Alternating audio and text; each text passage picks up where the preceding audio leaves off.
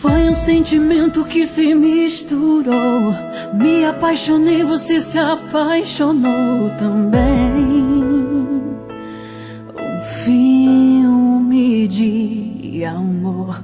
Não tem dublê então pra quem interpretar. A gente corre o risco de se machucar. As cenas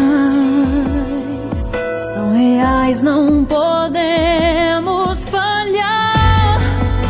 E no roteiro não está a parte do final, mas isso é algo que a eternidade nunca revelou. Vamos fazer desse filme uma realidade,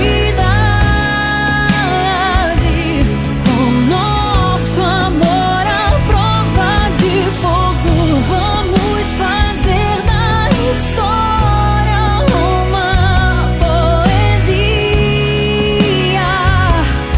escrita à mão com tinta de ouro.